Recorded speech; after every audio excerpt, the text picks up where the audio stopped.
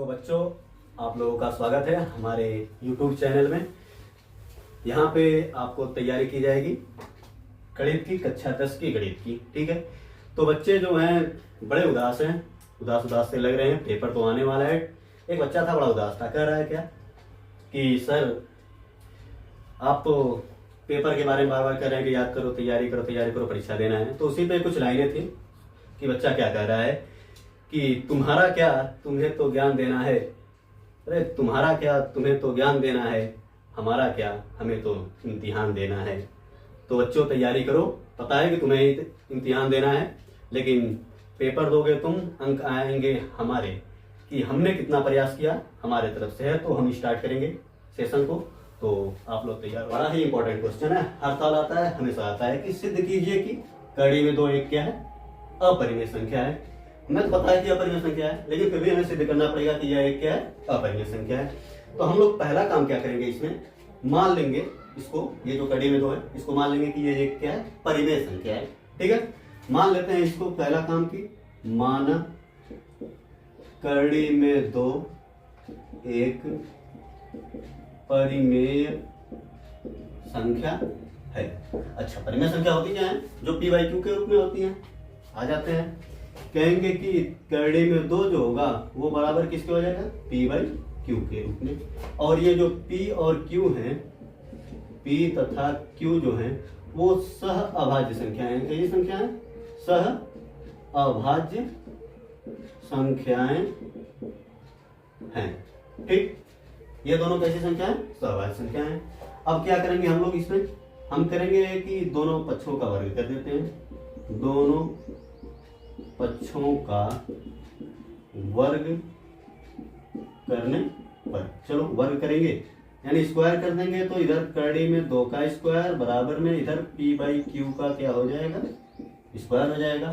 ठीक, स्क्वायर करेंगे तो ये रूट हट जाता है, और ये मैं अलग अलग कर देता हूँ, पी स्क्वायर बटे में क्या कर लेता हूँ, क्यू स्क्वायर। अभी इधर उधर भगा होगा कि हम लोग क्या करते हैं, इस 2 को इधर भगा देते हैं, क्यू स्क्वायर को इधर भगा देते हैं। तो क्यू स्क्वायर बराबर पी स्क्वायर बटे में क्या हो जाएगा, 2।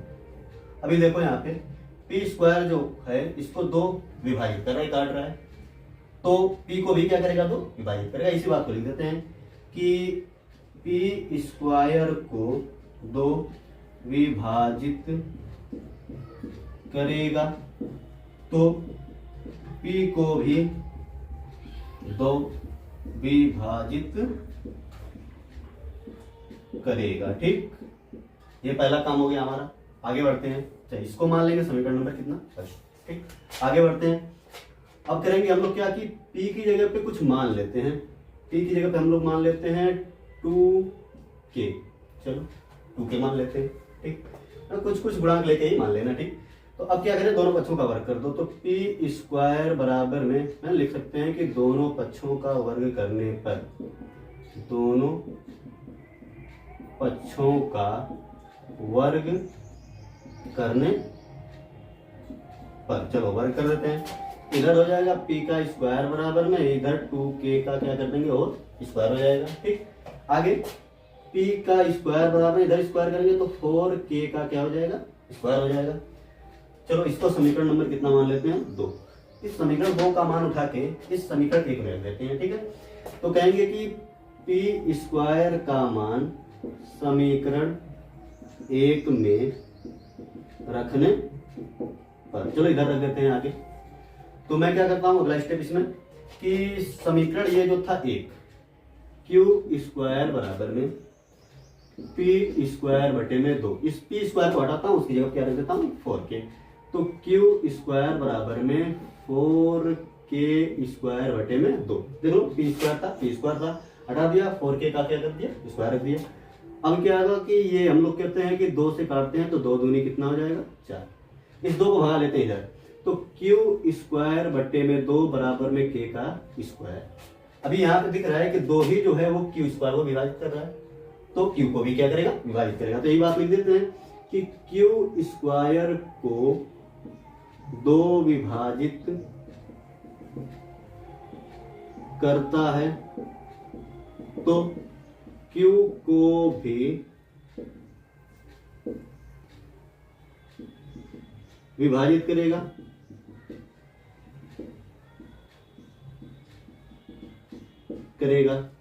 चलो ये विभाजित कर रहा है तो लग रहा है कि ये परिमेय संख्या है, लिख सकते हैं कि कहेंगे अतः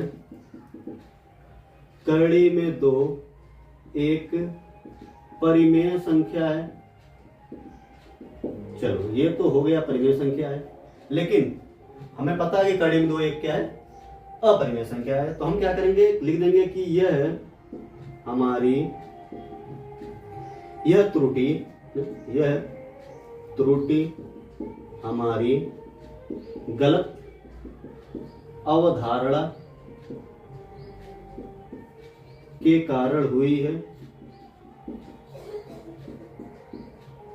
अतः करड़ी में 2 एक अपरिमेय संख्या है, जो कि सिद्ध हो चुका है। बस इतना लिख दोगे 2 नंबर दूसरे क्वेश्चन पे इसी लेसन का। ये भी इंपॉर्टेंट है, देख लेते हैं इसके भी लगाने का क्या तरीका। सेम वही प्रोसेस रहेगा। क्या करेंगे हम लोग, पहले मान लेंगे कि माना ये जो 3 + 2 करड़ी में 5 ठीक एक परिमेय संख्या है। चलो परिमेय संख्या के बारे में पता है कि p/q के रूप में होगा, डायरेक्टली ले लेते हैं। 3 + 2√5 = p/, में क्या हो जाएगा q। ठीक, अगला काम क्या करते हैं हम लोग कि इधर ट्रांसफर कर लेते हैं, इसको 3 को इधर ट्रांसफर कर लेते हैं। तो 2√5 = p/q। ये 3 प्लस में इधर जाएगा, किसमें हो जाएगा, माइनस में हो जाएगा। ठीक, अगला काम 2 को भी भगा दो। अब 2 ये जाएगा इधर गुणे में, इधर जाएगा किसमें जाएगा, भागे में। इसके भी नीचे जाएगा और इसके भी नीचे जाएगा। तो करड़ी में 5 बराबर p/2q माइनस में 3/2। ठीक है, अब हम लोग ये देख रहे हैं कि ये एक साइड जो है डिवाइड हो रही है इससे, तो यानी कि ये तो परिमेय संख्या है। लिख देते हैं इसी बात को। कहेंगे कि अतः p/2q माइनस 3/2 एक परिमेय संख्या है।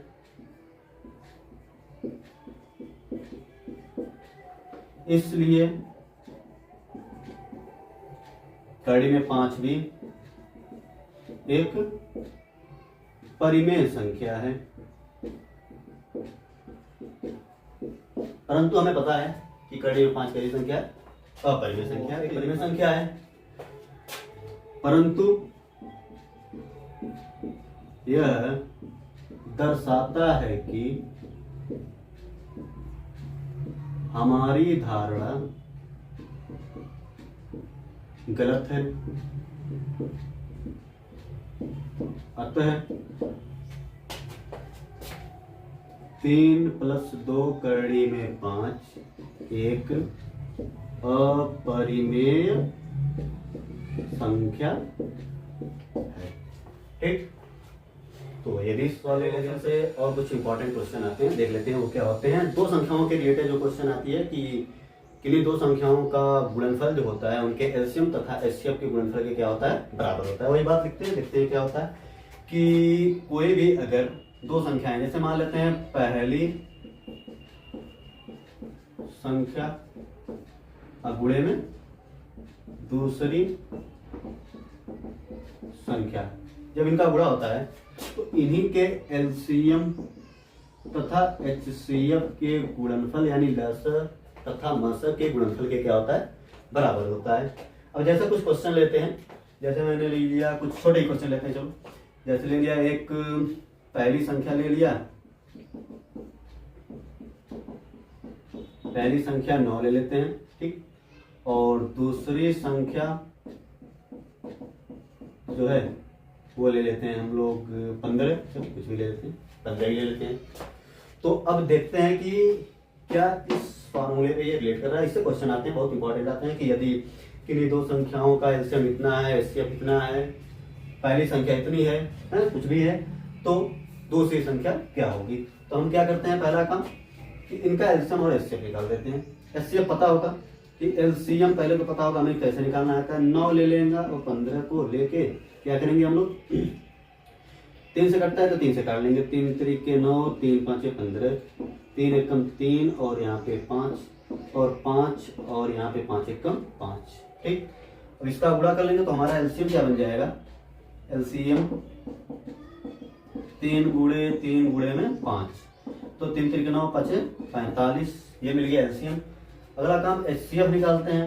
एचसीएफ कैसे निकालते हैं हम लोग, तो एचसीएफ का मतलब हम लोग क्या करेंगे, इस 9 से 15 में पहले भाग करेंगे, तो 9 1 9 बचेगा 6, 6 से फिर 9 में भाग करेंगे, 6 1 6 बचेगा कितना 3, 3 से फिर इसमें भाग करेंगे 6 में, तो 3 दूनी 6। देख लेना किससे डिवाइड हो रहा है लास्ट में, वही हमारा क्या कहलाएगा एचसीएफ। यानी कि एचसीएफ जो होगा वो कितना मिल गया हमारे पास 2। रख देते हैं फार्मूले पे ऊपर। अब कह रहा है पहली संख्या कितना 9 गुणे में दूसरी संख्या कितना 15 बराबर एलसीएम हमारे पास कितना आया था 45 और गुणे में एचसीएफ कितना आया था 2। चलो गुणा कर देते हैं, 2 नहीं एचसीएफ कितना आया था 3 आया था ना, गलती करती है यहाँ पे 3 का, तो 45 गुणे में कितना हो जाएगा 3। इसका गुणा करेंगे 15 9 कितना होता है 135, और इसका भी गुणा करेंगे 3 5 15 3 चौके 12 कितना हो जाएगा 13। तो कुल मिला जुला के कितना हो गया कि पहली संख्या का गुणा तथा दूसरी संख्या का गुणा अगर देखेंगे हम लोग, तो वो एलसीएम के गुणांक तथा एचसीएफ के गुणांक क्या होता है बराबर होता है। फार्मूले को याद रखना और इसी से रिलेटेड कुछ क्वेश्चन को सॉल्व कर लेना, ठीक है। जैसे मैं दे देता हूँ कुछ घर के लिए लगाना बैठ के होमवर्क है हमारे पास, क्या कि मैंने लिया 45 और 96 इनका एलसीएम और एचसीएफ निकालना, और इसको क्या करना चेक करना कि क्या ये दोनों एक दूसरे के बराबर हो रहे हैं कि नहीं हो रहे हैं, ठीक है।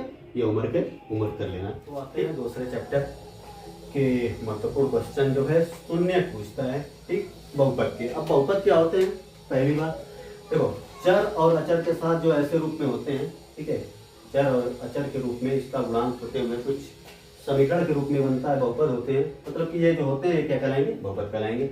अब बहुपदों में क्या कहेगा शून्य, शून्य के मतलब क्या कि जो इस समीकरण को ही शून्य बना दे, मतलब इस बहुपद को ही शून्य बना दे, वही क्या कहलाता है शून्य कहलाता है।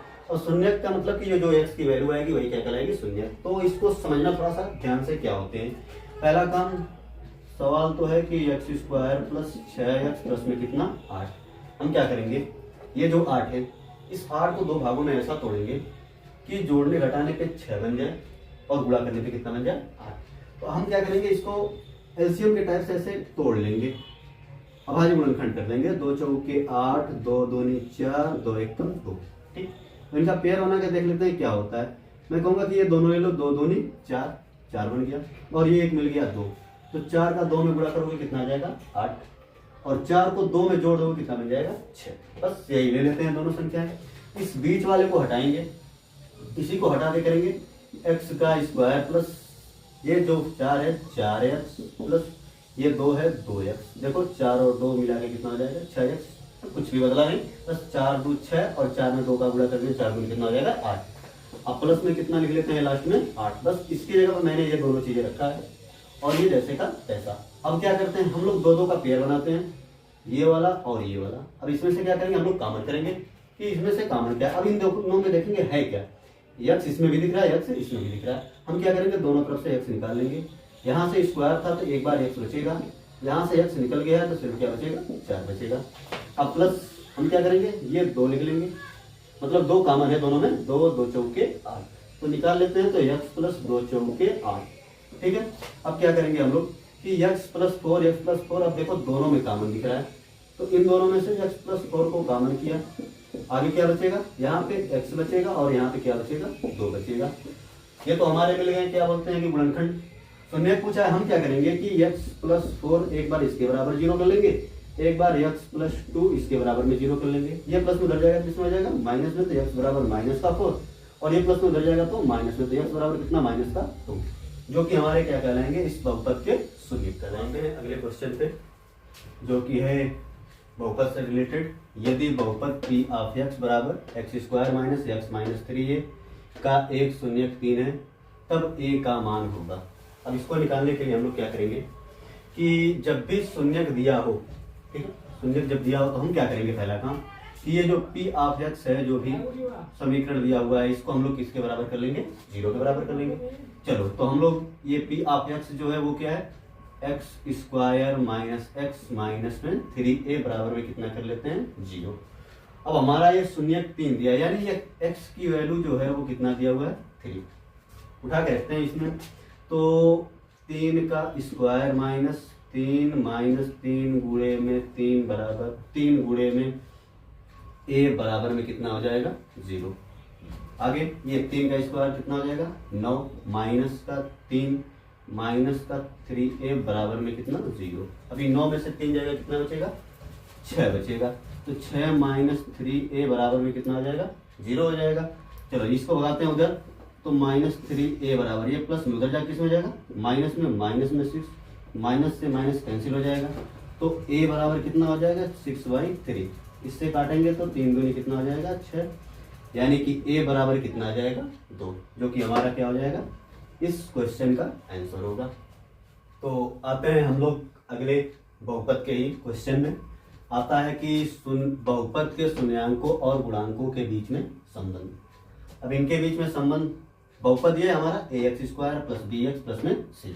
अब इनके बीच में संबंध आता है हमारा, क्या आता है कि शून्याङ्कों का योग पूछता है कि शून्याङ्कों का योग क्या होगा, यानी कि अल्फा प्लस क्या हो जाएगा बीटा। इसका मतलब -b/a, हमारा क्या आएगा यहाँ पे b में माइनस का a। अब ये b और a कहाँ से आए हैं, ये जो बहुपद था, बहुपद में x² का जो गुणांक होता है उसको a कहेंगे, x का गुणांक जो होता है उसको क्या कहेंगे b कहेंगे, और जो अकेले बचता है उसको हम लोग c कहेंगे, अचर पद कहेंगे। ठीक, सिंपल होता है, कांस्टेंट होता है हमारा यही। अब आता है कि शून्यकों का योग जो होता है फार्मूला अल्फा प्लस बीटा, यानी यहाँ से b उठाएंगे माइनस में, अब बटे में क्या कर देंगे a, ये हो जाएगा। फिर शून्याङ्कों का गुणनफल, गुणनफल का मतलब कि अल्फा इंटू बीटा, इसका मतलब cy में क्या हो जाएगा। तो आते हैं इसी से रिलेटेड क्वेश्चन देख लेते हैं कुछ। x² + 4x - 12 के शून्यक 2 तथा -6 है, तो शून्याङ्कों तथा गुणांकों के बीच में संबंध ज्ञात करना है। अब हम क्या करेंगे, यही उठाएंगे बहुपद x² + 4x - 12 12, यानी यहाँ से a कितना हो जाएगा x² का गुणांक 1, और b कितना हो जाएगा वो 4, और c बराबर कितना -12। आते हैं शून्याङ्कों का योग देख लेते हैं। अच्छा, इससे पहले हमारा ये शून्यक जो दिए हुए हैं, अल्फा जो है वो कितना दिया हुआ है 2, और बीटा जो है वो कितना दिया हुआ है -6। चलो आते हैं यहाँ पे। अब यहाँ से हम लोग देखेंगे कि शून्याङ्कों का योग, यानी कि alpha plus beta equal to क्या होता है माइनस का b में a। चलो अल्फा दिया हुआ है कितना 2, और बीटा प्लस बीटा जो है -6 बराबर में माइनस का b कितना है यहाँ पे 4, और a कितना है 1। ठीक, तो ये प्लस माइनस माइनस हो जाएगा, तो 2 - 6 बराबर में यहाँ पे -4, ये भी घटेगा तो कितना आ जाएगा -4 बराबर में -4, जो कि बराबर हो गया। यानी कि हमारा इनके योगफल का जो था शून्याङ्कों का, ये हमारा एक चेक कर लिया हमने। अब आते हैं इनके गुणनफल पे, यानी कि अल्फा इंटू बीटा, ये जो होता है c/a। चलो अल्फा कितना दिया हुआ है 2, और इंटू में बीटा कितना दिया हुआ है -6 बराबर c कितना है -12, अब बटे में a कितना था 1 था, तो ये 6 दूनी कितना हो जाएगा 12, -12 बराबर में कितना हो जाएगा -12, जो कि हमारे इनके गुणांकों के बीच में क्या हो गया है संबंध ज्ञात हो गया है। तो क्वेश्चन को हम लोग क्या करेंगे, ऐसे क्वेश्चन को इसी तरह सॉल्व करेंगे। 2 चर वाले रैखिक समीकरण के क्वेश्चन में कि 2 संख्याओं का अंतर 26 है और एक संख्या दूसरी संख्या की 3 गुनी है, तो संख्याएं ज्ञात कीजिए। अभी क्या है कि 2 संख्याएं मान लेते हैं इसमें कि माना पहली संख्या x है, ठीक, तो दूसरी संख्या जो होगी उसको क्या मान लेते हैं y मान लेते हैं। ठीक, अब क्या करेंगे क्वेश्चन पे आते हैं। कह रहे हैं 2 संख्याओं का अंतर जो है वो कितना है 26 है। चलो प्रश्नानुसार देख लेते हैं क्या कर रहे हैं। प्रश्नानुसार 2 संख्याओं का अंतर मतलब क्या होता है घटाना, यानी घटा देंगे x - y, पहली संख्या दूसरी संख्या का अंतर जो है वो कितना दिया हुआ है 26। ये समीकरण नंबर कितना बना लेते हैं 1। ठीक, अगला एक संख्या दूसरी संख्या की कितनी गुनी कह रहा है 3 गुनी। चलो तो एक संख्या जो है वो दूसरी संख्या की यानी कि y की वो कितनी गुनी है 3 गुनी है। ठीक, चलो अब इसको समीकरण नंबर कितना बना लेते हैं हम लोग 2। अब क्या करेंगे x की वैल्यू उठा के समीकरण 1 में रख देते हैं। कहेंगे कि x का मान समीकरण 1 में रखने पर, चलो तो समीकरण एक ये है कि x माइनस वाई बराबर में कितना 26। अब क्या करते हैं, x को हटाते हैं, उसकी जगह कितना रख लेते हैं 3y माइनस वाई बराबर में कितना 26। आगे आते हैं, अब 3y में से एक बार y जाएगा, कितनी बार बचेगा 2y बराबर में कितना हो जाएगा 26। चलो तो y को रोकते हैं, 2 को भगाते हैं, इधर गुणे में इधर जाके भागे में, तो 26 बटे में कितना हो जाएगा 2। ठीक, काटते हैं तो 2 से काटेंगे तो ये कितना हो जाएगा 13। तो y की वैल्यू कितनी आ जाएगी 13। ठीक, ये आ गई एक संख्या, इसको उठा के रख देते हैं किसी समीकरण में, चलो 2 में ही रख देते हैं। कहेंगे कि y का मान समीकरण 2 में रखने पर, चलो रख देते हैं उठा के समीकरण 2 में। समीकरण 2 क्या है, x बराबर में 3y, यानी कि x बराबर में 3 इंटू वाई की जगह कितना 13, तो x बराबर कितना 13 तिया 39, यानी कि x की वैल्यू 39 और y की हो गई 13, यानी x बराबर, यानी कि पहली संख्या जो है, पहली संख्या वो है 39 और दूसरी संख्या जो है वो हमारी क्या है 13 है, जो कि हमारा क्या है फाइनल आंसर है। ठीक, ये पेपर में 100% आने वाले क्वेश्चन है, हर साल आते हैं, इससे रिलेटेड कई क्वेश्चन बनता है। मैं एक समझाता हूँ, इस हिसाब से आप लोग प्रिपरेशन पूरा बढ़िया से कर लीजिएगा, सबसे इंपॉर्टेंट है, 100% आएगा ही। तो आते हैं इसके क्वेश्चन को, पहले समझते हैं क्या दिया हुआ है। कह रहा है 2 अंकों की एक संख्या, अच्छा 2 अंक होते हैं, तो 2 अंकों में होता क्या है, अंक में जैसे मैं लिख दिया 25, ये इकाई होता है और ये क्या होता है दहाई होता है। ठीक है, तो संख्याएं होती है, इसमें इकाई और क्या होता है दहाई होता है। तो अंकों का योग क्या है 9 है, इस संख्या का 9 गुना संख्या के अंकों को पलटने से बनी संख्या का 2 गुना है, संख्या ज्ञात कीजिए। चलो ठीक है, कोई बात नहीं, देख लेते हैं क्या करना है। अब 2 संख्याएं हैं, तो अब एक संख्या, उसके अंक कितने हैं 2 हैं। अब अंक है तो इकाई होगा और क्या होगा दहाई। तो पहला काम क्या करेंगे हम लोग, मानेंगे कि माना दहाई का अंक, वो क्या मान लेते हैं हम लोग x, ठीक, और इकाई का अंक वो क्या मान लेते हैं हम लोग y मान लेते हैं। ठीक, तो अभी क्या करेंगे कि संख्या बना लेंगे कि संख्या तब बनेगी क्या, मूल संख्या बनेगी क्या। अच्छा, आता है संख्या कोई तो दहाई पे 10 होता है और इकाई पे तो अकेले होती है, तो हम लोग लिख सकते हैं मूल संख्या को 10x प्लस में क्या लिख सकते हैं y। ठीक है, कोई भी संख्या होती है, जैसे मैंने लिखा था अभी 25, तो इकाई पे अकेले होता है और दहाई पे क्या होता है 10, तो 10x प्लस में क्या हो सकता है, तो जैसे मैं 25 से 25 को लिख सकता हूँ कि 20 को जैसे लिख सकता हूँ इसको 10 गुणे में 2 प्लस में 5, 10 दूना 20, 20 5 कितना हो जाएगा 25। वही बात है, 10 के साथ है कोई संख्या है और इसके साथ ये क्या है दहाई का अंक ये वाला, और ये किसका है इकाई का अंक है। तो आगे आते हैं हम लोग, ये इसको बना लेंगे हम लोग, चलो ये तो ठीक है। अब आते हैं एक सवाल पे कि 2 अंकों की एक संख्या के अंकों का योग कितना है 9 है। चलो अंकों का योग तो जोड़ लेते हैं, यानी कि अंक क्या है प्रश्नानुसार, अब प्रश्न क्या कह रहा है हमारा कि अंकों का योग जो है वो कितना है 9 है, यानी एक अंक x है और दूसरा अंक क्या है y है, इनका योग जो है वो कितना दिया हुआ है 9 दिया है। ये समीकरण नंबर कितना बना लेते हैं हम लोग, 1 बना लेते हैं। ठीक, आगे आते हैं सवाल पे और आगे बढ़ते हैं। कह रहा है इस संख्या का 9 गुना, ठीक, संख्या के अंकों को पलटने से बनी संख्या। अच्छा चलो ठीक है, ये पहले हम लोग क्या करते हैं संख्या को पलट लेते हैं। ठीक है, तो अंकों को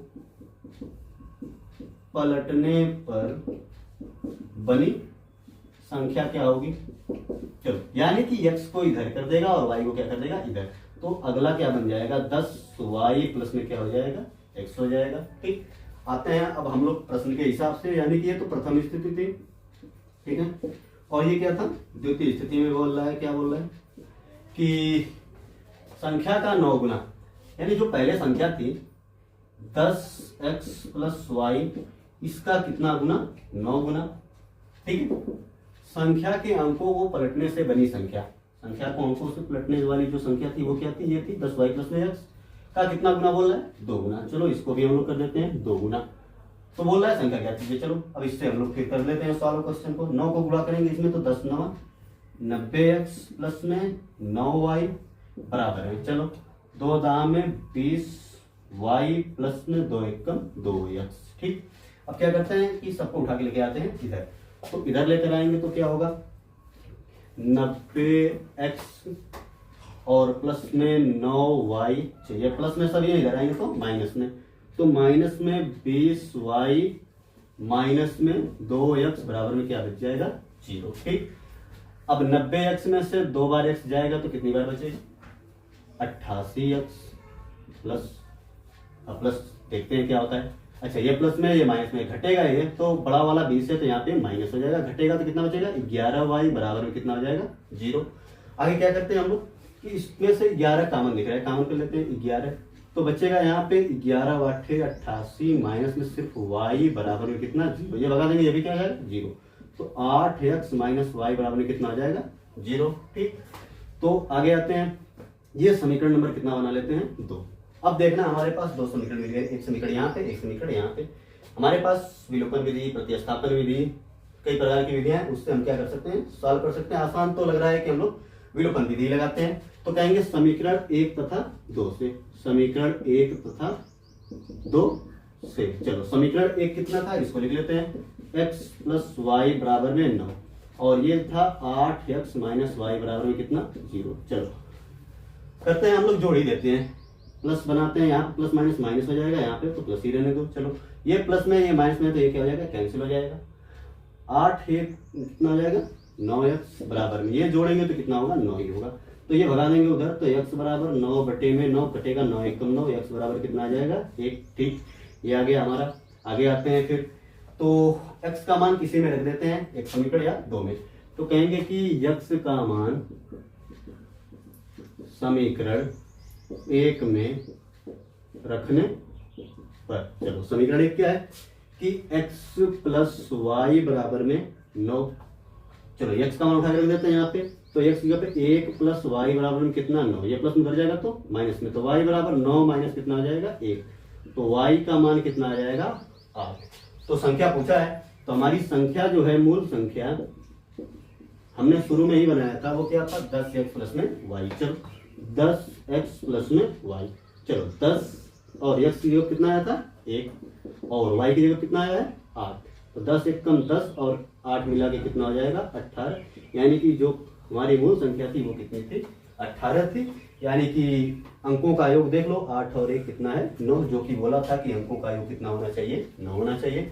हमारा फाइनल आंसर यही है। इससे रिलेटेड कई क्वेश्चन कीजिए जो कि बहुत इंपॉर्टेंट है, उम्र से रिलेटेड कुछ क्वेश्चन है जो कि बहुत इंपॉर्टेंट है, उम्र से रिलेटेड आता है ये क्वेश्चन। देख लेते हैं क्या है कि 5 वर्ष बाद जैकब की आयु उसके पुत्र की आयु से 3 गुनी हो जाएगी, 5 वर्ष पूर्व जैकब की आयु उसके पुत्र की आयु से 7 गुनी हो जाएगी, तो उनकी क्या वर्तमान आयु ज्ञात कीजिए। वर्तमान आयु ज्ञात करने के लिए बोला है, तो हम क्या करते हैं मान ले लेते हैं कि वर्तमान आयु क्या है। मान लेंगे कि माना, ठीक, माना जैकब की वर्तमान आयु क्या x है, और पुत्र की वर्तमान आयु जो है वो क्या मान लेते हैं y है, y वर्ष x वर्ष मान लेते हैं। अब क्या कर रहा है कि 5 वर्ष बाद बोलता है, तो हम लोग क्या करेंगे इस वर्तमान उम्र में 5 साल जोड़ देंगे। ठीक है, तो आते हैं, कहेंगे कि प्रश्नानुसार देख लेते हैं, प्रश्नानुसार ठीक कि 5 वर्ष बाद जैकब की आयु, इस समय जैकब x है, तो 5 वर्ष बाद क्या हो जाएगा x प्लस में 5, और वही 5 वर्ष बाद पुत्र की आयु वो y प्लस में कितना हो जाएगा 5 हो जाएगा। ठीक, अब आते हैं क्वेश्चन में क्या कर रहा है कि 5 वर्ष बाद जैकब की आयु उसके पुत्र की आयु से कितनी गुनी हो रही है 3 गुनी, यानी कि ये जैकब की जो आयु है 5 वर्ष बाद, उसके पुत्र की आयु जो है 5 वर्ष बाद पुत्र के आयु की के किसके साथ है पुत्र के साथ, कितनी गुनी बोल रहा है 3 गुनी, तो हम क्या करेंगे इसके साथ ही 3 गुना कर देते हैं।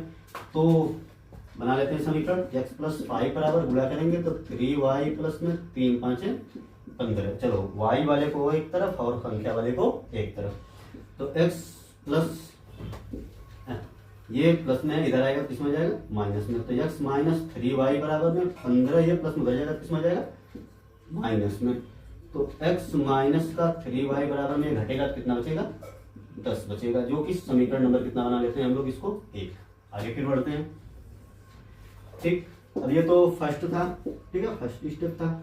अब यहाँ पे सेकंड में देखते हैं कि क्या कह रहा है सवाल में। आगे कह रहा है कि 5 वर्ष पूर्व, चलो पूर्व कह रहा है तो हम क्या करते हैं, पूर्व देख लेते हैं। कहेंगे कि 5 वर्ष पूर्व जैकब क्या रहा होगा, मतलब 5 साल पीछे जाना है। ठीक, 5 साल पीछे का मतलब कि घटाएंगे हम लोग, इस वर्तमान और से घटा लेते हैं। वर्तमान में क्या है, x है, तो x माइनस में कितना हो जाएगा, 5 घटा लेते हैं। और 5 वर्ष पूर्व मतलब पिछला जो पुत्र भी था वो भी तो जाएगा पीछे ही, तो y माइनस कितना आ जाएगा, 5। तो आते हैं क्वेश्चन में क्या करें, 5 वर्ष पूर्व जो जैकब है, यानी जो जैकब है 5 वर्ष पूर्व, वो पुत्र की आयु का कितना गुना बोल रहा है, 7 गुना। सही बना लेते हैं। x माइनस 5 बराबर में ये 7y माइनस में 7 5 35। फिर वही प्रोसेस, इसको इधर और इसको इधर, तो x ये प्लस में इधर आएगा तो माइनस में, बराबर में ये माइनस का 35, ये माइनस में उधर जाए किस में जाएगा, प्लस में। तो x माइनस 7y बराबर में ये कितना हो जाएगा, माइनस का 30 घटेगा। तो ये समीकरण नंबर कितना हो जाएगा, तो ठीक। आते हैं तो कहेंगे समीकरण 1 तथा 2 समीकरण बना लिया हमने, अब इसी से सॉल्व करते हैं विलोपन विधि से। समीकरण 1 तथा 2 से, समीकरण 1 था x माइनस का 3y बराबर में 10, और ये समीकरण 2 था x माइनस 7y बराबर में माइनस का 30। अब देखो दोनों प्लस में है तो घटा लेते हैं। माइनस यहाँ पे जब घटाएंगे तो माइनस माइनस क्या हो जाएगा, प्लस। यहाँ पे भी घटाएंगे तो माइनस माइनस का क्या हो जाएगा, प्लस, जो कि ये कैंसिल आउट हो जाएगा। ये बचेगा कितना, 4y, और ये बचेगा कितना, जुड़ जाएगा 30 है और 10 मिला के कितना हो जाएगा, 40। चलो आगे आते हैं, इस 4 को भगाते हैं उधर, तो y बराबर कितना हो जाएगा, 40 बटे में 4। तो y बराबर काटेंगे तो 4 दाह में 40, y बराबर कितना आ जाएगा, 10। x को भी निकालना पड़ेगा हमें, तो क्या करते हैं, समीकरण 1 में रख देते हैं मान। समीकरण 1 में y का मान रखने पर, चलो y का मान उठा कर रख देते हैं। तो समीकरण 1 था यहाँ पे x माइनस 3y बराबर में 10, तो x माइनस 3y बराबर में कितना, 10। तो y आया है तो x माइनस 3 गुणे y की जगह पे 10 बराबर में कितना, 10। चलो तो x माइनस 10 33 बराबर में 10, ये माइनस में बढ़ जाके प्लस में, तो x बराबर 10 प्लस में कितना हो जाएगा, 30। तो x की भी वैल्यू कितना आ जाएगा, 40, यानी कि y आ गया 10 और x आ गया कितना, 40। यानी कि जैकब जो है, यानी पिता जो उसका है वो कितना है, 40 वर्ष, और पुत्र जो है वो कितना वर्ष का है, 10 वर्ष का, जो कि हमारा क्या है, फाइनल आंसर है। नोट डाउन की क्वेश्चन है अगला। ऋतु धारा के अनुकूल 2 घंटे में 20 किलोमीटर तैर सकती है और धारा के प्रतिकूल 2 घंटे में 4 किलोमीटर तैर सकती है। उसकी स्थिर जल में तैरने की चाल तथा धारा की चाल ज्ञात कीजिए। तो जो ज्ञात करना है वही मान लेते हैं हम लोग कि ऋतु माना, ऋतु की चाल जो है स्थिर जल में वो क्या है, x किलोमीटर प्रति घंटा, और धारा की चाल वो क्या है, y किलोमीटर प्रति घंटा। ठीक, आगे आते हैं हम लोग। अब कह रहा है इसमें अनुकूल, अनुकूल का मतलब कि जिधर का धारा चल रही है नाव भी उधर ही चलाना है, तो अगर स्पीड हमारी क्या हो जाएगी, बढ़ जाएगी, यानी कि दोनों को जोड़ देना है। हम क्या करेंगे कि धारा के अनुकूल चाल हमारी क्या हो जाएगी, x प्लस वाई किलोमीटर प्रति घंटा, यानी दोनों चाल क्या हो जाएंगी, जुड़ जाएंगी। और धारा के प्रतिकूल चाल जो होगी उसमें क्या होगा कि ये दोनों क्या हो जाएंगी, घट जाएंगी, किलोमीटर प्रति घंटा। ठीक है, ये हो जाएगा। अब आते हैं सवाल के हिसाब से प्रश्नानुसार। प्रश्नानुसार प्रथम स्थिति हमारी क्या कर रही है, ठीक, प्रथम स्थिति क्या कर रही है कि ऋतु धारा के अनुकूल 2 घंटे में 20 किलोमीटर तैर सकती है। अच्छा, यहाँ पे देखना दिया क्या है, समय दिया हुआ है और दूरी दी हुई है। हम क्या करते हैं कि यहाँ से हमारा, और यहाँ पे आगे देखते हैं कि हमारे पास क्या है कि समय तो 2 घंटे दिया हुआ है, ठीक है। हम लोग क्या निकाल लेते हैं यहाँ से, इसकी पूरी की समय के हिसाब से ही फार्मूला लगाते हैं। तो समय बराबर फार्मूला हमारे पास होता है कि समय बराबर दूरी बटे में चाल हो जाएगी, ठीक। तो हमारी दूरी कितनी है, यहाँ पे दूरी हमारी है पूरी अनुकूल के लिए। पहली स्थिति क्या कर रहा है, अनुकूल चल रहा है, तो अनुकूल के लिए हमारी दूरी x प्लस में क्या है y, अब बटे में नहीं, सॉरी, हमारा क्या है कि दूरी जो है पहले के लिए अनुकूल के लिए 20 है, अब बटे में चाल क्या हमारी अनुकूल चल रही है x प्लस में y। तो समय कितने घंटे ले रहा था, 2 घंटे, ठीक। हम क्या करेंगे, इसको सॉल्व करेंगे, तो इसको इधर भगा देंगे, इसके बटे में 1, इसको इधर भगा देंगे, तो इसको इधर भगाएंगे 2 का इसमें गुणा होगा, तो 2x प्लस में 2y बराबर में 20 का इधर करेंगे तो कितना हो जाएगा 20, ठीक। आगे से इसमें से 2 कॉमन करके, ठीक है, 2 कॉमन कर लेते हैं हम लोग, इसमें से 2 कॉमन करेंगे तो 2 कोष्टक में x प्लस वाई बराबर में कितना हो जाएगा 20। 2 से इसको काट दो तो 2 दाएं में 20, तो x प्लस में y बराबर में कितना आ जाएगा 10। समीकरण नंबर जो कि हमारा कितना हो जाएगा 1 हो जाएगा। आते हैं द्वितीय स्थिति, क्या कहती है हमारी द्वितीय स्थिति। द्वितीय स्थिति में क्या कर रहा है कि हमारा कि धारा के प्रतिकूल चल रहा है, ठीक है। चलो, तो धारा के प्रतिकूल हम लोग समय भी देख लेते हैं क्या ले रहा है। धारा के प्रतिकूल ही 2 ही घंटे ले रहा है, चलो ठीक है, तो 2 ही घंटे ले रहा है, तो फार्मूला सेम, दूरी बटे में क्या कर देते हैं 4। दूरी पूरी कितनी थी 4, तो 4 बटे में, अब क्या है प्रतिकूल में क्या ले रहा था x माइनस में y चाल थी ना, दूरी बटे में 4 x माइनस वाई बराबर में, ठीक है। समय कितने ही घंटे ले रहा था, 2 ही घंटे ले रहा था, ठीक। हम क्या करते हैं, इसके बटे में मैं इस 2 से इसको काट सकता हूँ, 2 1 कम 2, 2 दूनी 4, इसका गुणा इधर, इसका गुणा इधर, इसको करूंगा तो x 1 में करेंगे तो x माइनस वाई बराबर 2 1 कम कितना हो जाएगा 2, जो कि समीकरण नंबर कितना हो जाएगा 2, ठीक। अब इन दोनों समीकरण से हम लोग क्या करते हैं, विलोपन विधि लगा लेते हैं, तो कहेंगे कि समीकरण 1 तथा 2 से, चलो समीकरण 1 क्या है x प्लस वाई बराबर में 10, और समीकरण 2 क्या है x माइनस वाई बराबर में कितना दिया हुआ है 2, ठीक। इनको हल करेंगे हम लोग, तो ये हम लोग कुछ भी जोड़ या घटा सकते हैं, ठीक। तो मैं क्या करता हूँ कि यहाँ पे प्लस ही करता हूँ, तो ये प्लस प्लस माइनस क्या हो जाएगा, माइनस ही हो जाएगा, और ये क्या हो जाएगा प्लस हो जाएगा, ये कैंसिल हो जाएगा, इसको जोड़ेंगे तो x 2x बराबर में 10, 2 कितना हो जाएगा 12। चलो, तो 2 से इसको काट सकते हैं, 2 6 का 12, तो x बराबर कितना आ जाएगा 6। ये तो हमारा x आ गया। आगे आते हैं, फिर x का मान किसी समीकरण में उठा के रख देते हैं, ठीक है। x का मान किसी समीकरण में हम लोग क्या करते हैं, रख देते हैं। अब x का मान समीकरण 1 में रखने पर, चलो समीकरण 1 हमारा कितना था, यहाँ पे x प्लस वाई बराबर में कितना 10। चलो, तो x को हटाते हैं, उसकी जगह कितना रखेंगे 6 रखेंगे, तो 6 प्लस वाई बराबर में कितना 10, तो 6 प्लस में भर जाएगा, किसमें हो जाएगा माइनस में, तो y बराबर 10 माइनस में 6, तो y का मान कितना आ जाएगा 4 आ जाएगा, जो कि हमारा ये है, ठीक। अब ये x क्या था, ऋतु की चाल थी, तो ऋतु की चाल जो थी, ऋतु की चाल जो है वो x थी, और x हमारा कितना आया था 6 किलोमीटर प्रति घंटा, और धारा की चाल जो होगी वो y थी, जो कि y आया था हमारा कितना 4 किलोमीटर प्रति घंटा। तो अच्छे से समझ में आ गया होगा, नोट कर लीजिएगा।